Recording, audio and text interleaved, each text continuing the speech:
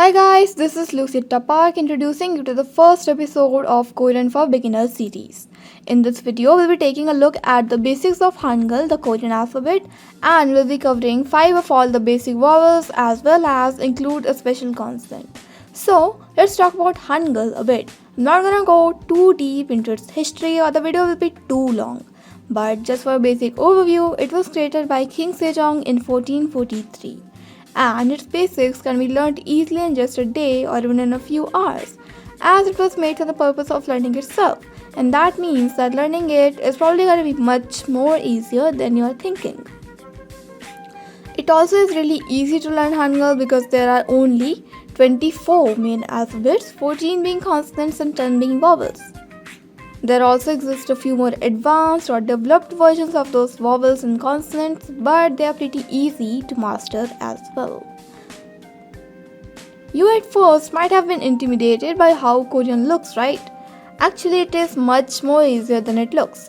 Take a look at this phrase, 안녕하세요. So, in Korean, by the way, every block represents the sound of one specific syllable. But you don't have to memorize the syllables and their sounds because all of them are written with the Hangul alphabet, and Korean is much more phonetic than English. So in this phrase, only the first two syllables or blocks look a bit weird, right? Those syllables have bachim in them, which we are gonna cover in later videos. But about the other three last syllables, they look a little bit more easier than the first two, right?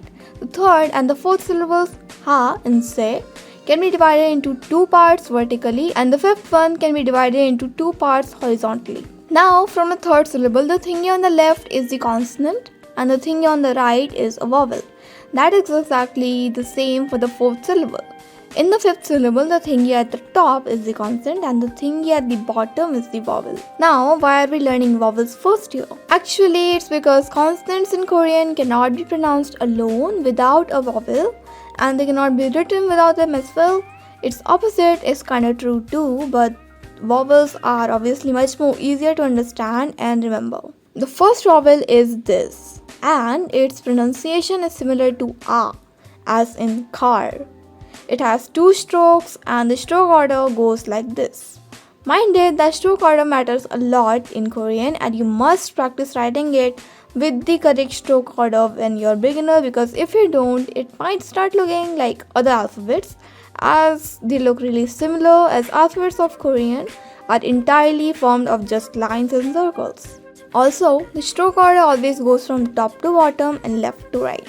That's how you can write it as a separate vowel, but how are we gonna write it as a separate syllable? We obviously can't write it just like that because I already told you that any vowel cannot be written without a consonant and vice versa.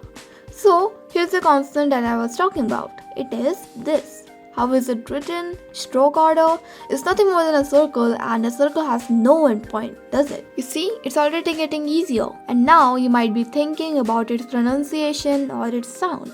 Actually, it, when appearing at the start of the syllable, has no sound. So we'll just hear the sound of the vowel here. Now there are a few ways how we can write Hangul and organize the letters, which change according to the vowels that we're adding in a syllable. There are just two ways on which we'll be focusing on in this lesson, and they are, and the one that we're going to be using from those two is this. In this, we simply put the consonant in the left block and the vowel in the right block. That's just how it is. From that, we learned that this thingy is going to be pronounced just like a. And now let's focus on the other four vowels. The third one is this, and this has a sound of E, as in T, ki, B, me. And it is written just like a straight line from top to bottom.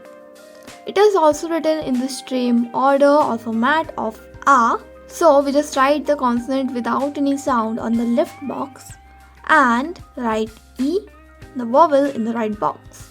Mind it, it is pronounced just like E. The fourth one is this.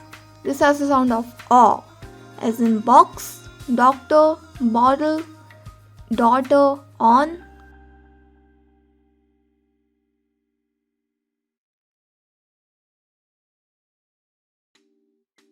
It is also written in the same format as the last two vowels, consonant on the left, vowel on the right. It is pronounced O. The fifth one is this. It is pronounced like O.